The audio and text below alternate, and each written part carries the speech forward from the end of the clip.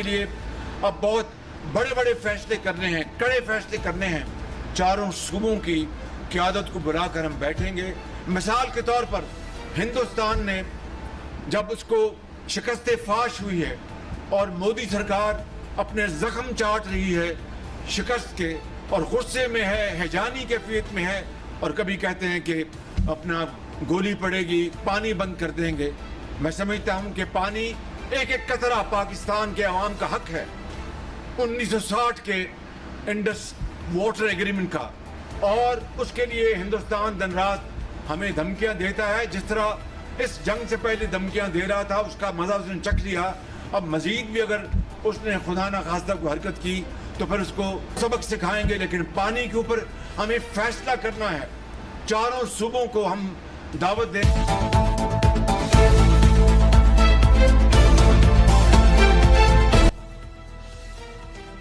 भारत हुकूमत अपने जख्म चाट रही है, कभी पानी बंद करने की धमकी देती है, कभी गोली चलाने की। भारत को जो सबक सिखाया वो अब क़यामत तक नहीं भूलेगा। वज़ीर-ए-आज़म शहबाज शरीफ का पेशावर में जरगे से खिताब, कहा कि पानी के फैसले पर हमें फैसला करना होगा। चारों सूबों को दावत देंगे, फैसला करना है कि कैसे हम पानी ज़ख़ीरा करने की गुंजाइश बढ़ा सकते हैं। वज़ीर-ए-आज़म ने कहा कि अब हमें पाकिस्तान की खुशहाली के लिए सख्त फैसले करना होंगे। 1907 के सिंतास मारे के तहत एक एक कतरा पाकिस्तान का हक है। जरगे में field marshal Asim Munir, governor वज़ीर खैबर पख्तूनख्वा, कबायली माहिरीन और कबायली अज़लाह के अरकान कौमी सूबाई असम्बली भी शरीक हुए।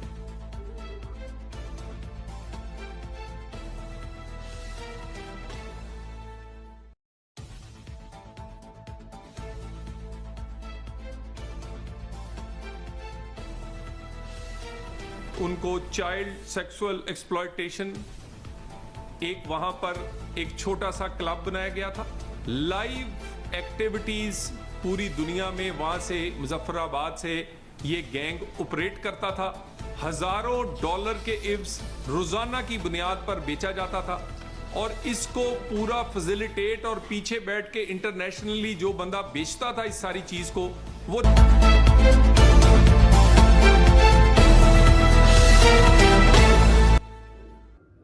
बच्चों से जिनसी इस्तेहसाल कराने वाले बैनुल अक़वामी गिरोह बेनकाब मुजफ्फरगढ़ के गांव दीरपना से 2 अफराद गिरफ्तार, जर्मन सरगना फरार। इनकी वीडियोस डार्क वेब पर फैलाई जाती थी। 50 बच्चे जिनसी इस्तेहसाल का निशाना बने, दस्त बाजियाब करा लिए गए। वज़ीर दाखिला तलाल चौधरी ने बताया कि दीरपना में ऑपरेशन 23 मई को किया गया। गिरोह ये वीडियोस डार्क वेब पर $1000 में बेच रहा था। बदकिस्मती से कुछ बच्चों के घर वाले भी इस घिनौने जुर्म में मुलव्विस हैं। National cyber crime investigation agency के डायरेक्टर जनरल बुखारुद्दीन सैयद ने कहा, जर्मनी का शहरी 20 दिन यहाँ ठहर कर गया। इस तरह के मुकदमात में ना ही राज़ीनामा होता है और ना ही जमानत।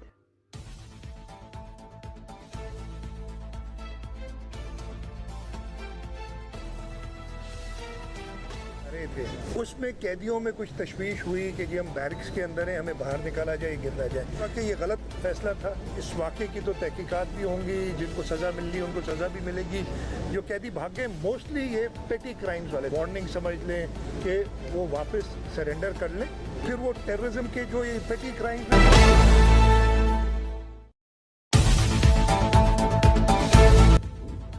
फरार कैदी सरेंडर कर लें वरना जेल तोड़ने का संगीन मुकदमा बनेगा। वज़ीर नसीम मुराद अली शाह की वार्निंग, कहा कि इन तमाम जिम्मेदारों को सज़ा मिलेगी। कैदियों को बैरिक से निकाल कर गलत फैसला किया गया। कैदियों के फरार होने के वाक़े में एक कैदी फायरिंग से हलाक हो गया। शर्जील मेमन ने कहा कि घबराने की बात थी, जेल से भागने वाले बड़े क्रिमिनल नहीं थे। फरार होने वाले कैदी 24 घंटे में खुद आ जाते हैं तो इन्हें कुछ नहीं कहा जाएगा। अगर पुलिस ने इनको पकड़ा तो इन पर जेल तोड़ने की 7 साल की सज़ा होगी। फरार कैदियों की लिस्ट के मुताबिक तमाम फरार कैदी मामूली जुराइम में मुलव्विस है। डाटा मौजूद है। आज नहीं तो कल तमाम फरार कैदियों को गिरफ्तार किया जाएगा।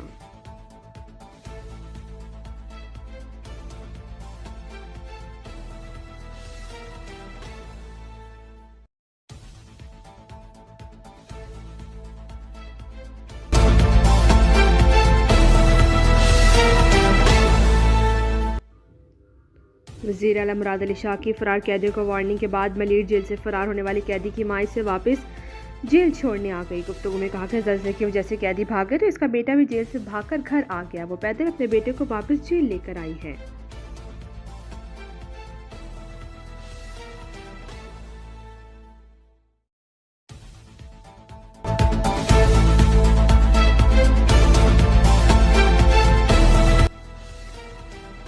टोकर सना यूसुफ का कातिल गिरफ्तार, इतराफ जुर्म कर लिया। इस्लामाबाद के मुताबिक सना यूसुफ के कत्ल के मुलजिम को 12 घंटों में फैसलाबाद से गिरफ्तार कर लिया गया।